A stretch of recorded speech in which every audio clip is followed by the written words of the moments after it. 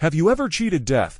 I've had close calls, but nothing like what happened to my friend Russ. Russ and I went to Cal Berkeley in the early 2000s. We were sheltered suburban kids enjoying newfound freedom, partying too much and barely scraping by academically. One night after finals, we were celebrating at the bars and headed home with friends. At a busy intersection, a distracted driver swerved towards the crosswalk where we stood. Most of us stepped back, but an older man was still in the car's path.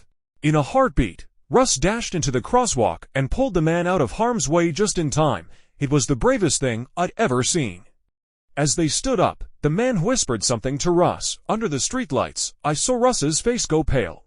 The man disappeared into the night, leaving Russ shaken. He wouldn't tell me what the man said, only muttering, "Let's just get out of here." We drowned our shock in alcohol, trying to forget the near-death experience.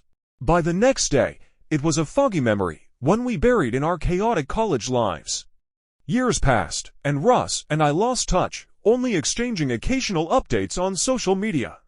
After COVID, we reconnected in Sacramento during overlapping work trips. We met at a dingy bar, reminiscing about college. As the night wore on, Russ brought up the night we almost got hit by a car. He recounted how the man he saved had told him, "You saved my life. One day, I will return the favor. When you see me again, leave wherever you are and go far away. You'll know when it's safe to return." Russ took a long drink, the bar eerily quiet. A few years ago, I saw the man again.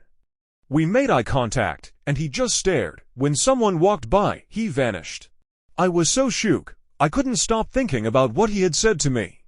What's worse is I just felt this feeling of impending doom wash over me. Later that day, I told my wife my dad had a mild heart attack, a total lie, but we quickly packed and left for my parents' house a few hours away. Russ paused, his voice shaking. 2 days later, the campfire swept through our town of Conco, destroying everything. The evacuation order never came. My neighbors, who didn't make it out in time, were found burned up in their cars. Some didn't even make it out of their driveways. We finished the drinks and went our separate ways. That night, sleep evaded me as I thought about Russ's story.